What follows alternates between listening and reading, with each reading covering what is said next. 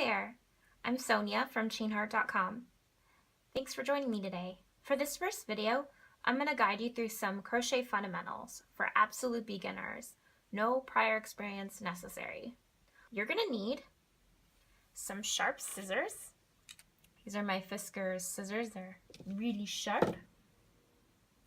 You're going to need one skein or ball of medium weight number 4 worsted acrylic yarn.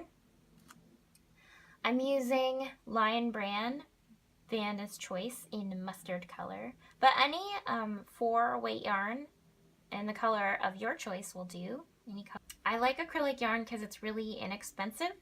It's hypoallergenic for those who are sensitive to wool, and it's easily washable. If you'd like more information about yarn and how to choose yarn, please see my other blog post. Lastly, you're going to need a crochet hook. Crochet, or crochet in the French, means hook, and we can't get very far without our trusty hook. I'm using a Boy Brand aluminum hook, and the yarn I'm using recommends, as I said, a 6mm hook, which is a J10. Make sure to just get the hook that's right for your yarn that you picked. You can also start with a bulkier yarn, like a 5 size yarn. The stitches might be a little easier to see. For more information about crochet hooks and picking crochet hooks, see my other blog post on chainheart.com. I'll put the link in the description for this video as well. Some other goodies that I recommend picking up while you're getting your basic supplies is a measuring tape, a yarn needle, also called a tapestry needle. It's a blunt needle that's really fat. I'm going to use that to weave in the ends of projects. And then some stitch markers. You can also use a piece of yarn if you want, but stitch markers are extremely useful because they don't fall out and they help you keep count of how many stitches you have. So we're going to use these a little later once we start working a pattern. For now, we just need these 3 things. So now that you have your supplies, let's learn how to make a slip knot. So we take off our yarn band, keep a hold of that. You might want that later because it has all of the instructions about washing and such. Find the end of our yarn. Usually it's tucked in the end. Yes. And we're going to make our slip knot. We need about 4 or 5 inches. Tail is good to work with. You don't want it too short because it can pull out. And there are several methods to make a slip knot. I like to use the pretzel method because it's really easy to remember. First, take your end, you make a loop, like so. Take the end around the back of that loop, and then you can see it's formed this cute little pretzel. Na-na! And then we're going to take our hook, insert the hook into the right side of the pretzel under that end that we wrapped around the back, and pull up, and then pull the ends to make our slip knot. Let's try it again. Pull it right back up. Take the end, make a loop, go around the back to make our pretzel, insert our hook through under that, pull. Whoop. We have our slip knot. It's good to have the end on the right side like this. One more time. Pull it out, okay. Make a loop, go around the back, see your pretzel, insert the hook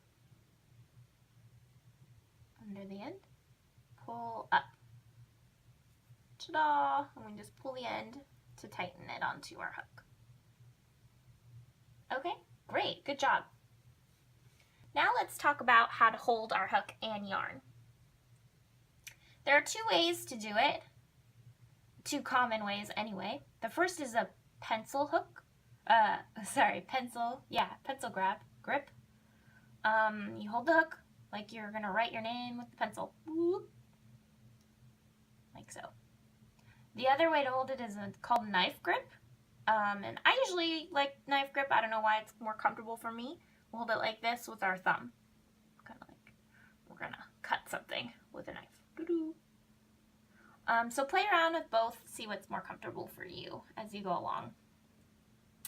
For holding our yarn in our left hand, you're going to loop it around your pinky like this with your palm facing up. Then flip your hand over, put your pointer finger under the yarn, and there you go. And you hold it like this with your other fingers, your thumb and your middle finger, pinching the yarn like this. And your pointer finger moving up and down is what helps control the tension, the tightness of the yarn. You can also do it with your middle finger.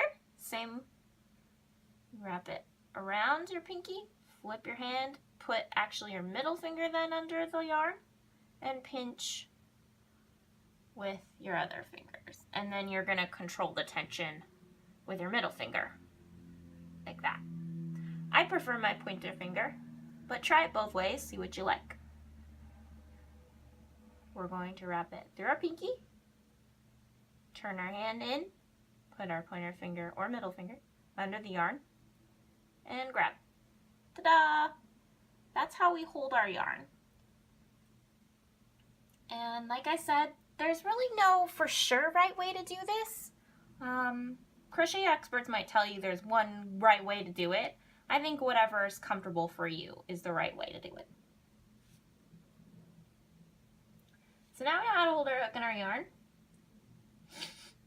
Let's make a chain stitch.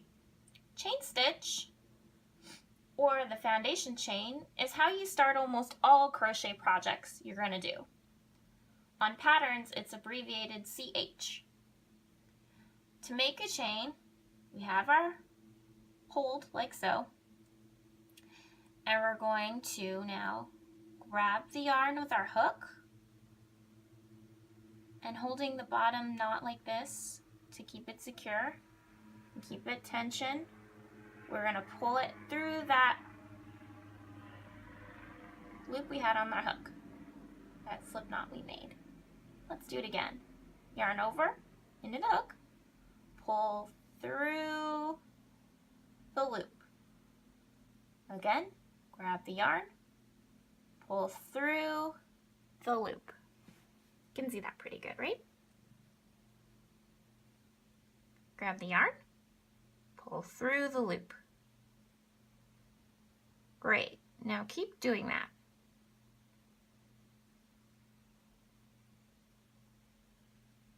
You're going to need to move your fingers along the chain to keep a steady tension.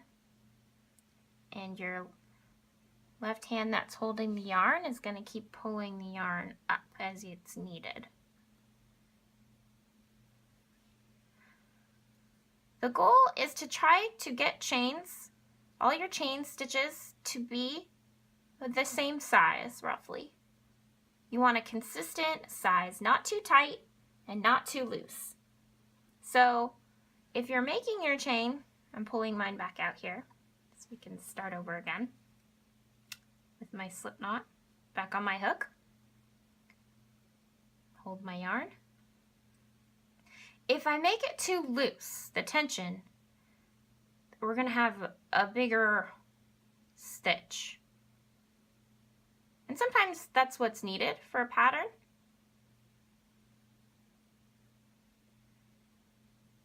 I'm going to try it again. Now I'm going to use a little bit tighter of a tension. I'm going to pull the yarn a bit tighter with my left hand.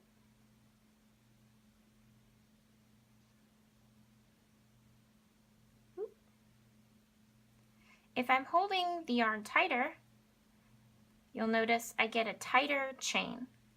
Now when you go to start making stitches, it's harder to get back in with your hook, so you don't want it too tight. The right tension. And this is going to take a little while to figure out because you're just starting and you're just new. So you need to figure out how you hold your hook and your yarn the most comfortable way for you. and you need to figure out how to do the tension and work that. It's going to feel awkward at first, and that's okay. You just got to keep practicing until it feels better. Let's make some more chains.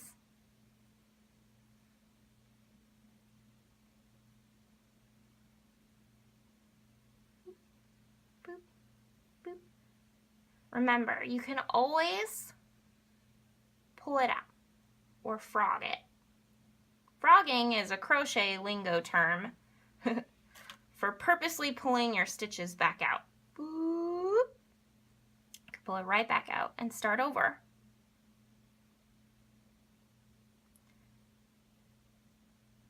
It's not always fun having to frog your work, but often you will make a mistake and you will need to backtrack to correct it. So get used to frogging early. Try to think of it as a necessary part of creating. Try to make 20 chains evenly.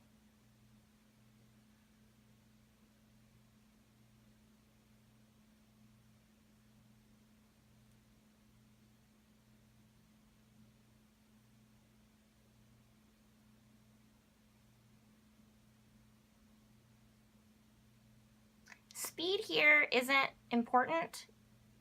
The tension is what's more important, and just getting used to holding things properly.